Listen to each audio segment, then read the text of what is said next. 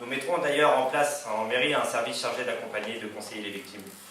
Mais nous ne nous contenterons pas d'attendre que les actes de délinquance aient lieu. Nous agirons au maximum pour les éviter. Ainsi, nous mettrons en place un service diagnostic sécurité habitation qui sera chargé de conseiller les habitants sur la sécurisation de leur habitat afin de prévenir les cambriolages. Nous remettrons également de la présence humaine dans les différents quartiers de la ville, avec des médiateurs ou des agents de police municipaux, avec comme mission précise d'être en lien de proximité avec la population. Nous travaillerons également en lien avec le monde économique pour mettre en place des crèches ou des maisons d'accueil pour nos aînés, en favorisant les sociétés coopératives et participatives. Ainsi, la ville impulsera la création de ces structures sans impacter ses finances, à l'image de ce qu'il fait dans d'autres villes, à Pantin avec la crèche Les Petits Dômes, ou à Montreuil avec la maison des Baba-Yakas. Cette maison, c'est l'histoire d'une utopie devenue réalité. 21 femmes célibataires et retraitées ont choisi de vivre ensemble, sans l'aide de personne. Grâce à une convention entre leur association, la mairie et l'office HLM, elles disposent chacune d'un appartement à loyer modéré, exemple à reproduire dans notre ville. Le travail doit se faire aussi en lien avec les professionnels, je pense aux médecins. Il y a quelque temps, au Chénet, des médecins avaient le projet de mettre en place une médecine de garde la nuit. Ils sont allés voir le maire Santan et lui ont dit voilà, nous avons un local, assez de médecins pour mettre en place un planning. La seule chose que l'on vous demande, c'est de financer un poste de gardien, 4 heures par nuit, pour que nous puissions travailler en toute sécurité. Réponse du maire, circuler, il n'y a rien à voir. Bilan aujourd'hui, aucune médecine de garde dans notre ville.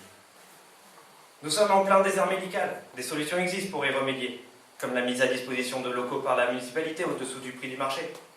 Ainsi, notre ville deviendra attractive pour les médecins. Et c'est le même principe qui prévaut pour remettre des commerces de proximité. Cela passe par la création d'une incitation fiscale pour faire venir les commerces et les entreprises, par la mise à disposition de locaux appartenant à la ville, y compris en pied d'immeuble, et par la mise en œuvre d'une politique volontariste pour diversifier l'offre commerciale dans tous nos quartiers. Nous travaillerons aussi en lien étroit avec les associations culturelles, environnementales et sportives. Nous avons la chance d'avoir sur Gagny des membres d'associations compétents dans leur domaine et qui ne demandent qu'à transmettre leur savoir, monter des projets, favoriser l'accès à la culture, au sport, à l'environnement. Ceux qui me connaissent savent que je suis très attaché à la pratique du sport. Je suis moi-même marathonien, il paraît que tenir la distance, se dépasser, faire preuve de ténacité et de combativité ne sont pas inutiles en politique. Je pense qu'une municipalité doit soutenir tous les clubs sportifs de la ville et favoriser sa pratique.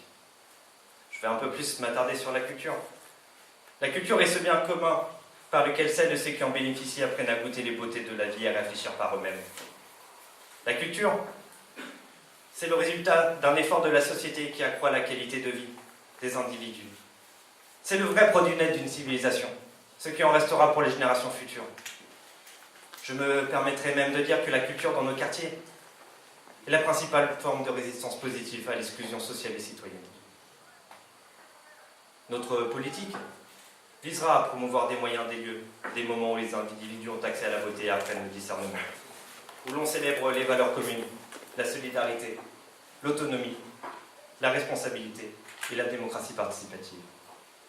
Je veux mener une politique qui soit le reflet de ces valeurs, une politique de lutte participative contre la fracture culturelle, une politique qui mène vers la responsabilité et vers l'autonomie. Enfin et surtout, nous devons et allons travailler en lien avec vous, Gaviniennes et Gaviniens. Le dialogue est essentiel à la bonne gestion de notre ville. Favoriser l'implication des citoyens dans l'action municipale, vous mettre au cœur de l'action publique, voilà notre ambition. Nous établirons une charte de la concertation qui définira et organisera cette participation. Ensuite, nous mettrons en place des conseillers élus de quartier chargés de se prononcer sur tous les sujets, notamment sur les questions d'aménagement.